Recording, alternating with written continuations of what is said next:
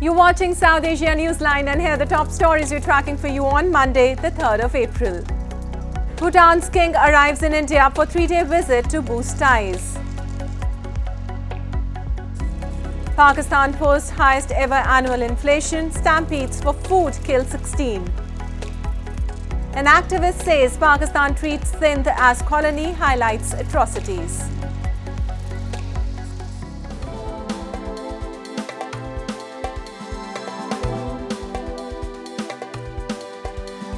And now for all the details. Bhutan's king, Jigme, Khesar, Namgyel, Wangchuck on Monday arrived in New Delhi for a 3-day official visit to India to further advance bilateral partnership. The king was received by India's Foreign Minister S. Jaishankar at the airport. The visit comes at the invitation of India's President Droupadi Murmu, keeping with the long-standing tradition of regular high-level exchanges between the two countries. The Bhutanese king will meet President Murmu and Prime Minister Narendra Modi on Tuesday. Bhutan is important to India because it acts as a buffer state between India and China. India has long been Bhutan's top trading partner and continues to be the primary source of investment and economic assistance for its socio-economic development. And responding to remarks by the United States and Germany on the disqualification of Congress leader Rahul Gandhi from the parliament following his conviction in a defamation case, India's Foreign Minister S. Jaishankar on Sunday said the West thinks it has a God-given right to comment on internal matters of other countries. He said the West will only realize consequences of its behavior when other countries start doing the same. Jaishankar said that the fact of the matter is that the disqualification was only an outcome of a law supported by the Congress party in the past. Is because the West has a bad habit for a long time of commenting on other people.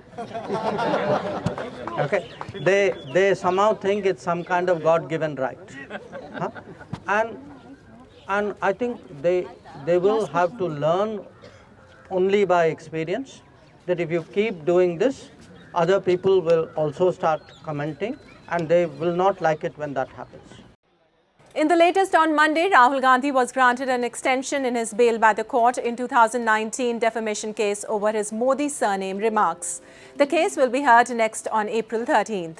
Congress leaders have accused the ruling BJP of trying to silence dissenting voices by targeting a prominent face.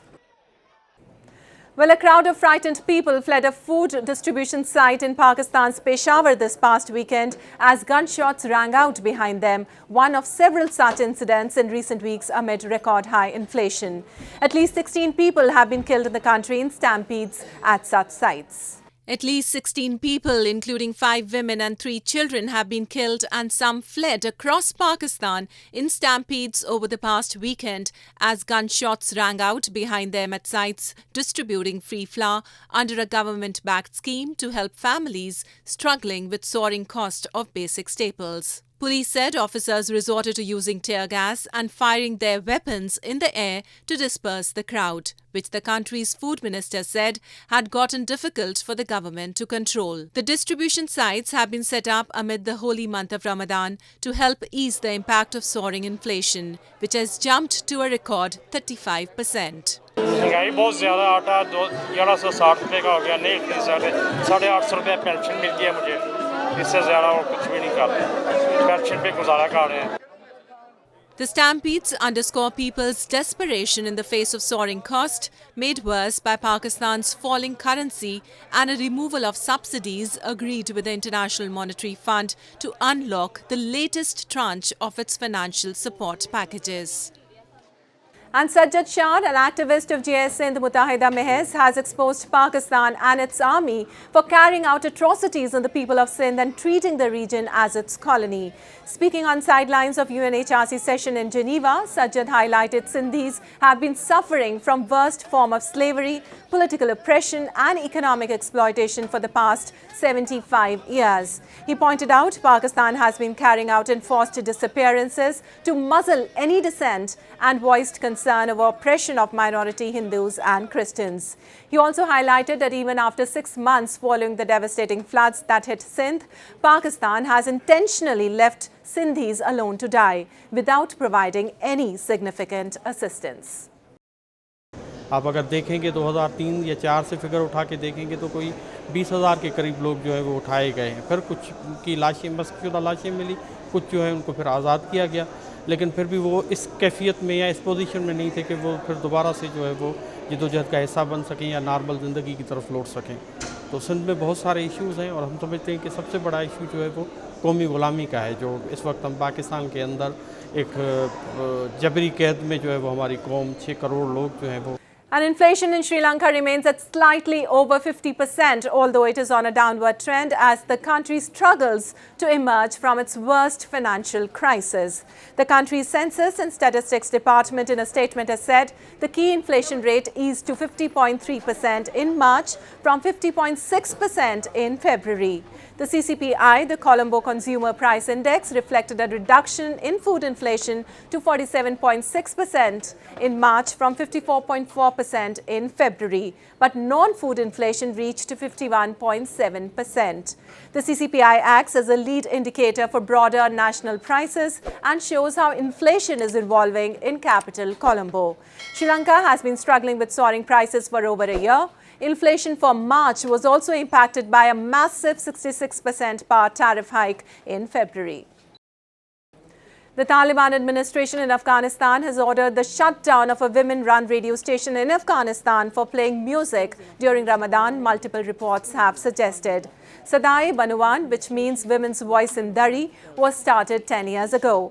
Reports quoted Moizuddin Ahmadi, the Director for Information and Culture in Badakhshan, saying that the radio station violated the laws and regulations of the Islamic Emirate by broadcasting songs and music. The Committee to Protect Journalists has called on Taliban to stop their ongoing crackdown on local media and allow the broadcaster to continue its work. And Christians across India commemorated Palm Sunday with special prayers. It marks the day Jesus rode into Jerusalem and was hailed by the people, only to be crucified 5 days later. Christian devotees observed Palm Sunday in India's southern Kerala state by offering prayers at various churches to commemorate Jesus Christ's entry into the city of Jerusalem before getting arrested and crucified. Palm Sunday is followed by Good Friday and then Easter, the most important day on the Christian liturgical calendar. Devotees held palm leaves and later took part in processions to mark the occasion. In that way, he entered Jerusalem. He was greeted and welcomed by the people of Jerusalem and Jews with Shaitin Kombukal, that is palm leaves. Here it is called palm leaves. That marks the end of the public life of Jesus Christ. The Holy Week, which begins on Palm Sunday and ends on Easter Sunday, marks the last week of Lent, during which Christians are called on to fast, pray and give alms to the needy. After the Mass, some devotees hang the palm leaves inside their house in the belief that it will ward off evil spirits. Well, that's all in tonight's edition. We'll see you same time tomorrow. Good night.